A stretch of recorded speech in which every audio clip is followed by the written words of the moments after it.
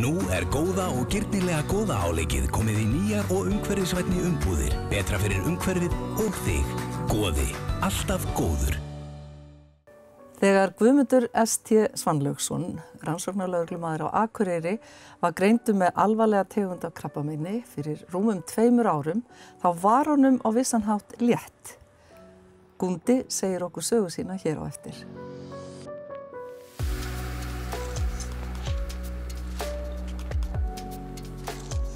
Þegar Guðmundur S.T. Svanlaugsson, rannsóknarlögreglumaður á Akureyri, var greindur með alvarlegt krabbamein fyrir rúmum 2 árum, þá var honum á vissan hátt létt.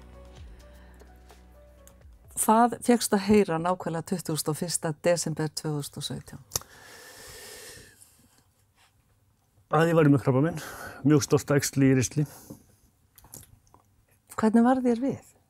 Það var nokkuð léttir. Það var svo skyntið með það. Af hverju getur það verið léttir? Hvernig? Sennilega út af því að ég var búinn að vera mjög slappur, hvað maður segja, allt árið 2017. Ég reyndi að byrjaði 2016 og allt árið 2017 var ég búinn að vera mjög slappur og varð alltaf einhvern veginn slappur og slappur á þess að gera mig grein fyrir hvað var að. Hvernig lýsti það sér? Það var bara kraftleysi, hvað maður segja, þróttleysi, endalaus svefn. Geta bara nánast ekki gert það sem maður var vanur. Gastu unnið? Já, ég vann. Ég mætti vinna réttar sagt, en hvort ég skilaði einhverju, ég veit það ekki. Nei, nú er þetta ekki beint léttu starfi, það er svolítið krefjandi að vera rannsóknarlögreglumaður, er það ekki? Já, það getur komið fyrir. Já. Þannig að úthaldið var orðið minna og þú svona líkamlegt og andlegt væntanlega. Já, það má segja það sko. Allavega líkamlegt úthald var nánast ekkert orðið sko. En allavega haustið 2016, þá var ég orðið mjög slappur. Og það var þannig að 2017 í janúar, þá fór ég til læknis út af hvað ég var orðinn lélegur. Og læknirinn skoðaði mig og það fannst í raun ekkert að mér fyrir en að ég fikk niðurstöðu úr blóðrannsókn heldur 2-3 dögum seinna. Þá kom í ljós að ég var með mjög blóðlítill og lítill líka sko. Það var járnskortur og blóðleysi. Þannig að ég var sendur þarna í akút magaspeglun. Ég held að það hafi bara verið þarna í endan á janúar. Og þá finnst sár í vílinda. Og það var talin ástæða fyrir þessu blóðleysi í mér. Ég fikk lyf í því og á 2-3 dögum þá var ég orðinn nokkuð góður. Hélst að málið væri bara sögun? Ég held að málið væri sögun, sko. Og ég fer í magaspeglun aftur. Ég fór í magaspeglun hérna í janúar, já. Ég fer í magaspeglun í lok febrúar eða mars ef ég man rétt. Og þá sárið gróið og blóðið uppleið. Og járnbúskapurinn bara svona líka á uppleið. Þannig að þetta leit allt mjög vel út. Í maí mætti ég aftur í skoðun og það bara blóðrannsókn og þetta lofar allt mjög góðu. Og ég var búin ánægður með þetta sko. Leið svona miklu betur og gat nú vaka meira og svona unnið. En svo var sumarið ágætt en svo í ágúst, september þá fór aftur á móti að fyrir ég að finna fyrir sömu einkennum á þau, sko, slappleika, þreytu, bara alltaf sofandi. Gat nánast ekki vaknað á morgnana. Þannig ég fer aftur til læknis og ég finn í magaspeglun og það ekkert, finnst ekki neitt, bara lítur allt mjög vel út. Þannig að ég fer í ristispeglun 21. desember 2017. Og hann rétt byrjaður að spegla þegar hann segir mér að ég sé með mjög stórt æxli. Og ég brást þannig við að mér þótti það léttir. Að finna loksins hvað væri að manni, sko. Búinn að vera veikur að minnst 1 ár og það var svona, já, það var veist léttir. Og það var léttirinn var að vita loksins hvað þetta var? Já, má segja það, sko. Já. En þá byrjaði nú ballið, Já, kannski sko. Þetta gekk allt mjög fljótt fyrir sig. Já. Þetta 21. desember sem ég greinst með krabbamein. Ég fer í rannsókn minni mig milli jól og nýjárs í hérna ristispeglun, eini viðbót og svo einhverja myndatökur.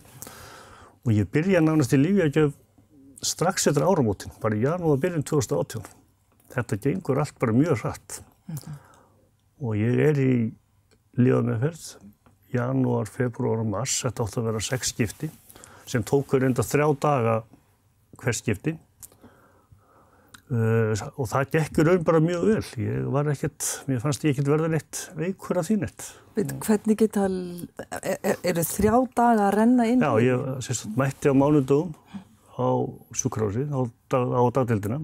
Hér á Akureyri? Hér á Akureyri. Og það var ég fór í blóðrannsókn og svo fór ég upp á dagdeildina og var þar til svona 3, ganga 4 og fór svo heim og þá var búið að tengja við mig flösku. Og í flöskunni lítið hylki sem krabbameinslyf og það þrýstist inn á 2 sólarhringum.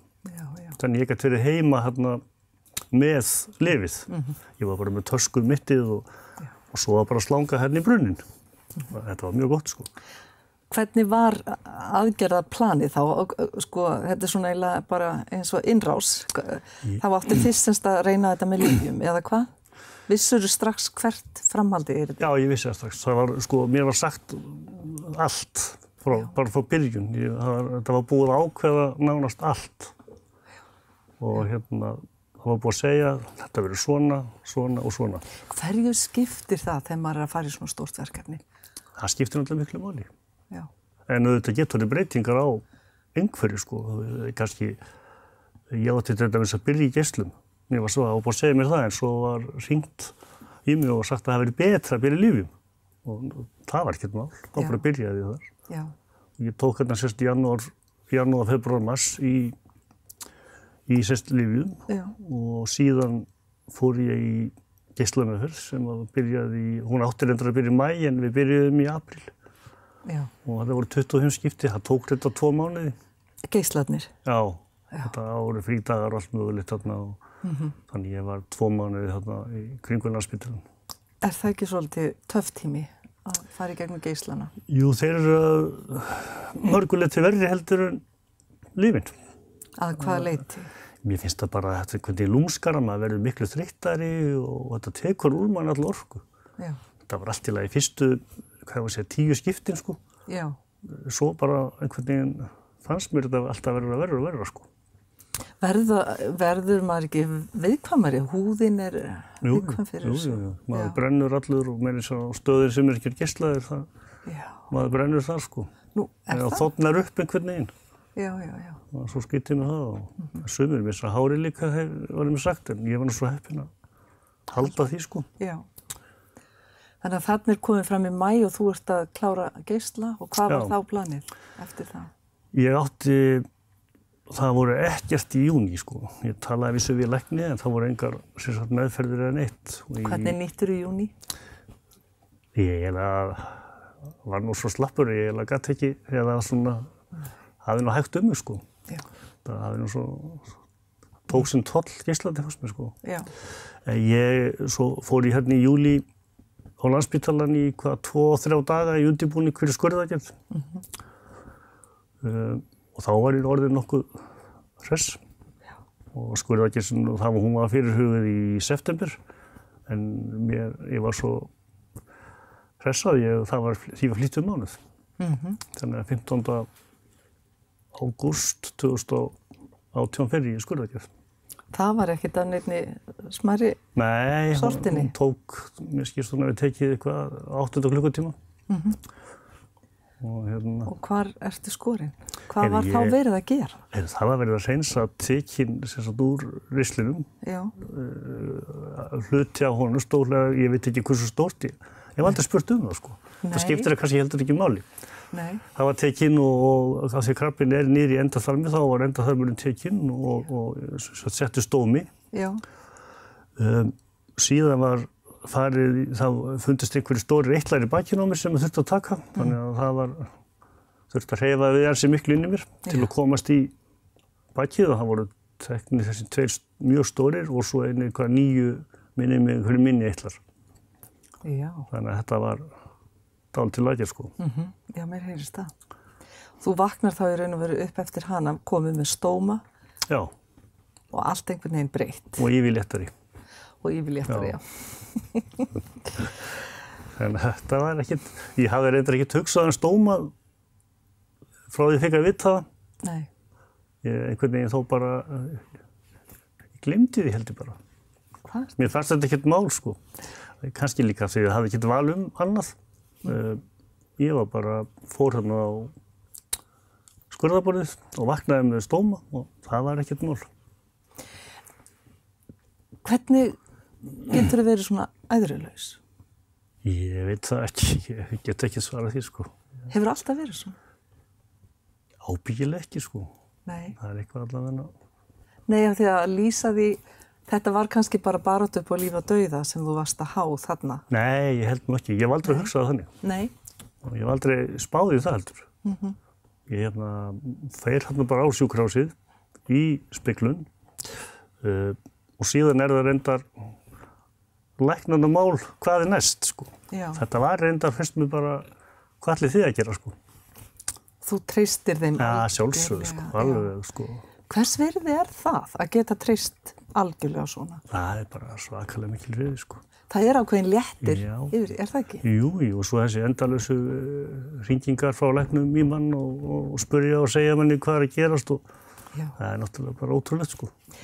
Já, þannig að heilbrigðiskerfið hið umdeilda, það hefur komið fallega og vel fram við þig? Mjög gott, mér bara voru reynst mjög vel, sko. Og allir sem hafa komið, allir sem þetta leita til, frábærlega vel, sko.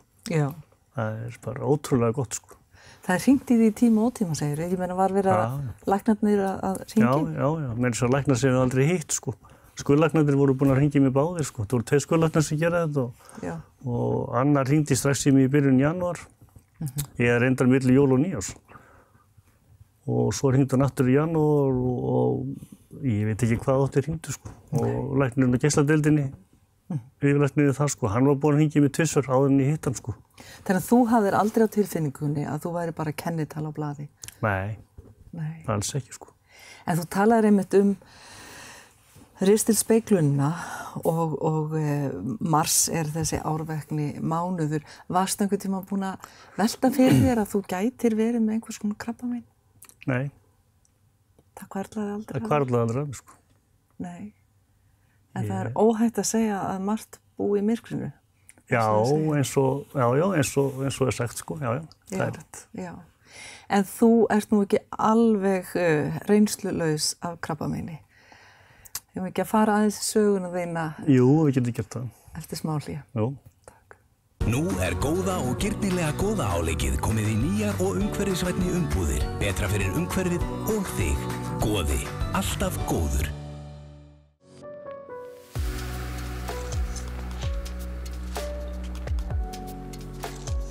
Þegar Guðmundur S.T. Svanlaugsson, rannsóknarlögreglumaður á Akureyri, Gúndi, öðru nafni eins og við þekkjum hann betur, greindist með krabbamein 2017, þá var hann ekki alveg laust að hann hefði ekki glímt við krabban en á annan hátt áður.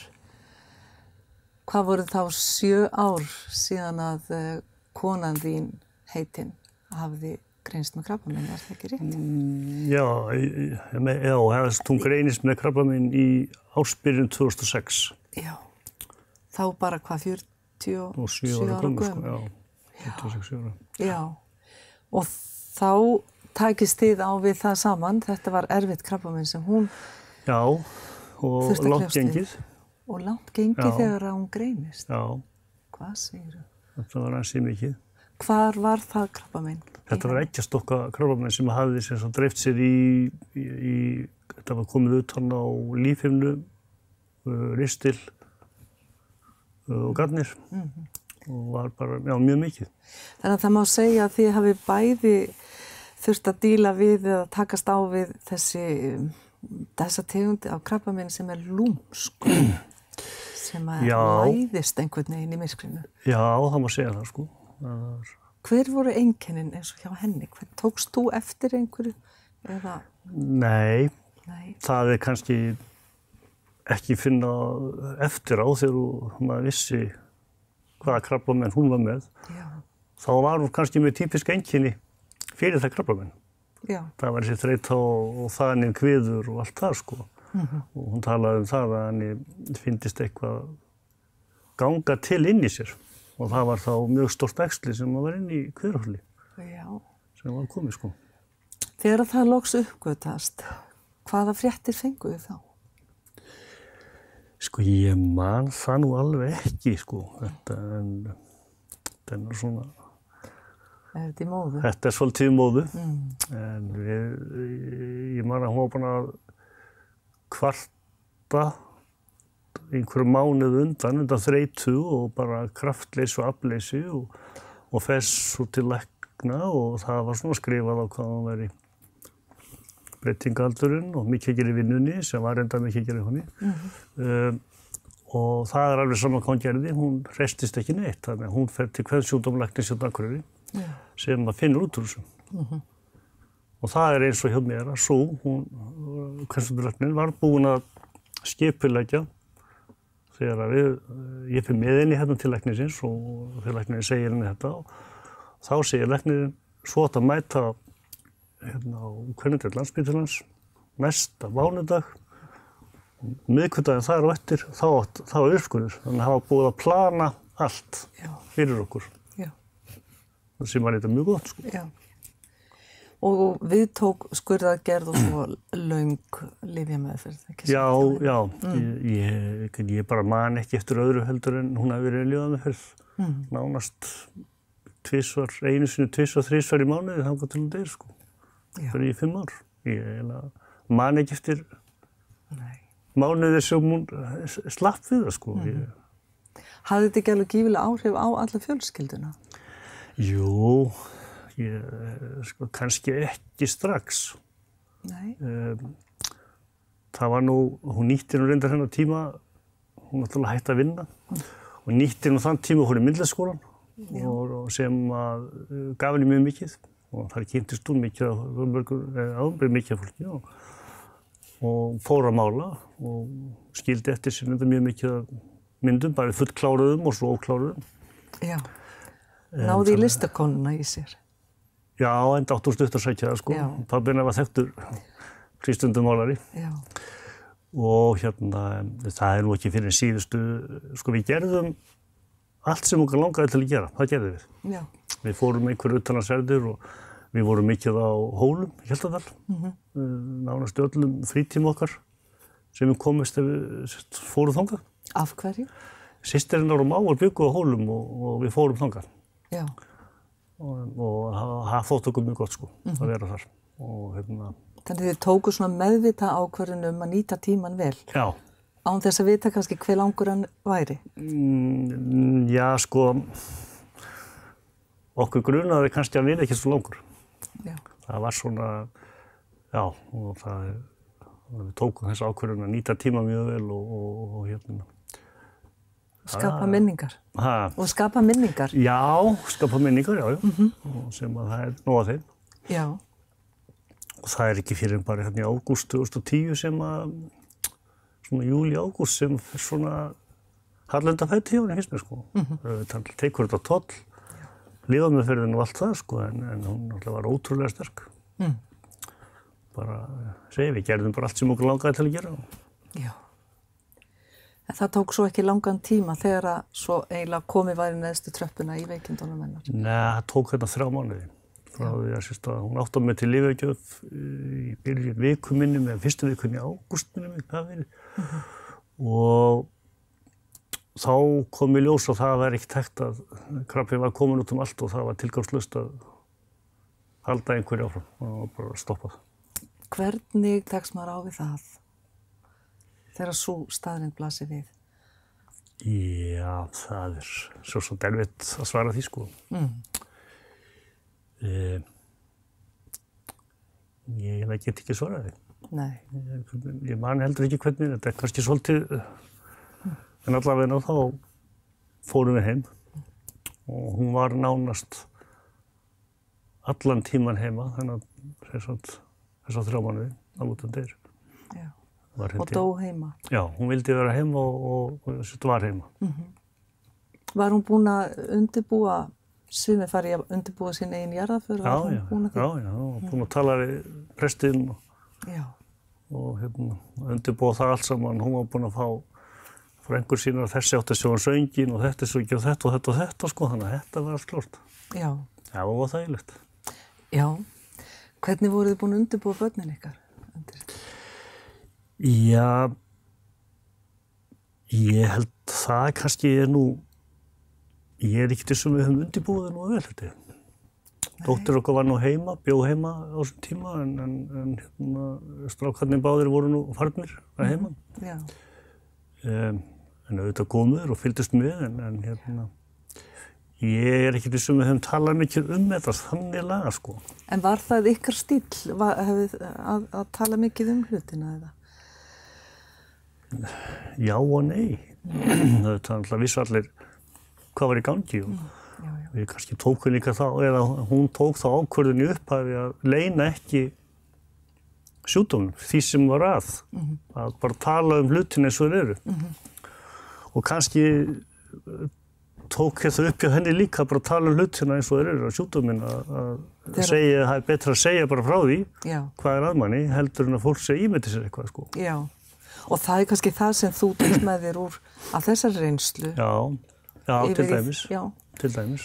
Hvernig til og með getur þú borið saman einhvern veginn viðbrögð fólksins og umhverfisins og kannski stuðningsnetið annars vegar við þegar að þið voru að kljást við þegar hún er að berjast við sitt og svo aft núna þegar þú varst í þínu. Er það á einhvern hátt ólíkt?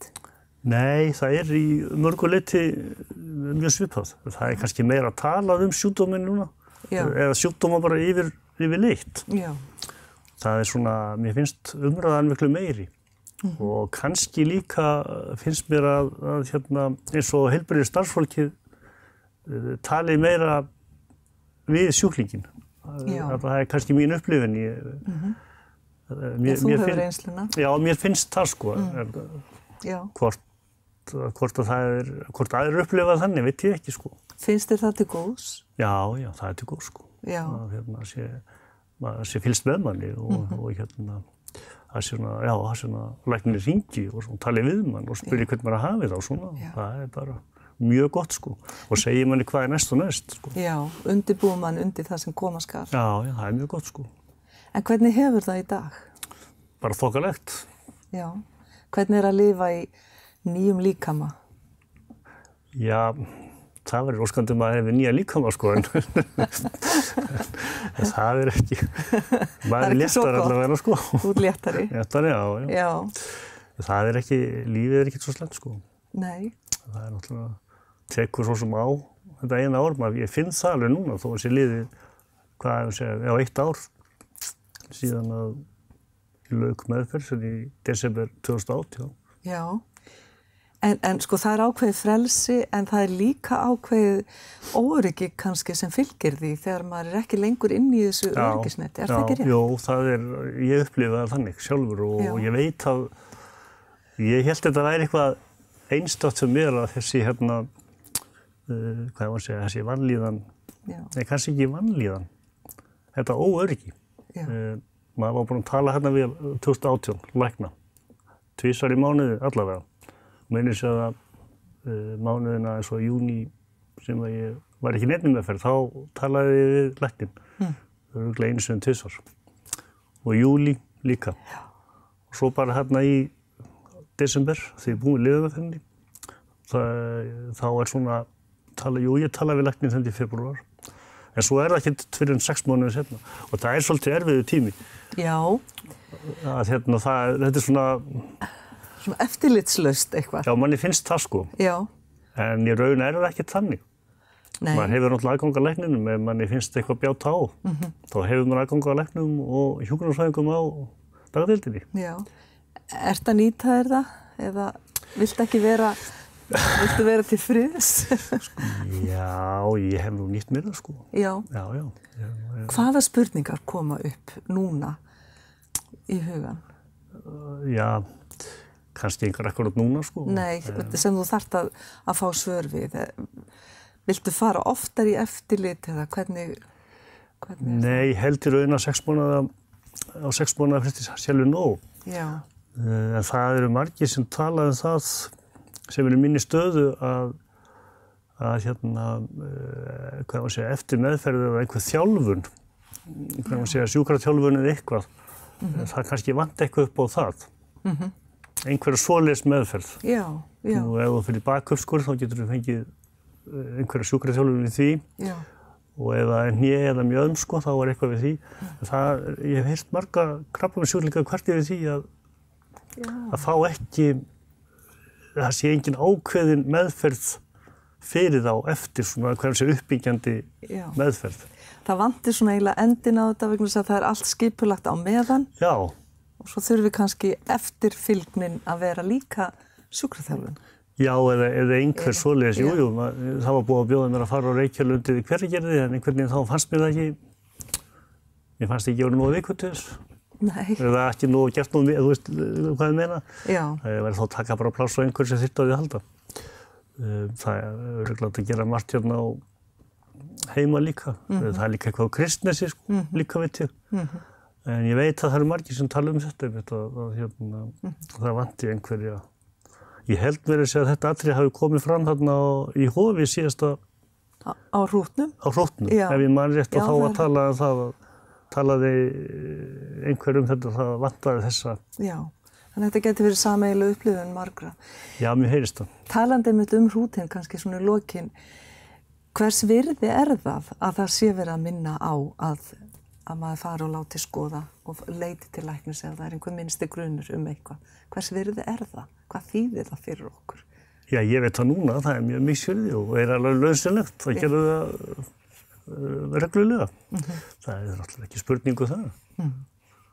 Það er bara, þetta er lúmst eins og krabbamein síður með ristikrabbinn. Þetta er, maður finnur ekki mikið fyrir einkennunum kannski. Þetta er svona, hvað maður segja, þetta er svona hæg lína sem fyrir niður.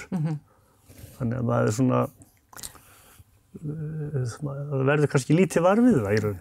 Þannig að þeir sem veigra sig við ristilspeglun ættu kannski að endurskoða hug sinn og það sem kemur kannski frekar í staðinn ef að þú færð ekki ristilspeglun, það er miklu meiri, miklu meira inngrip. Ég vildi ég hefði farið ristilspeglun miklu fyrir, sko.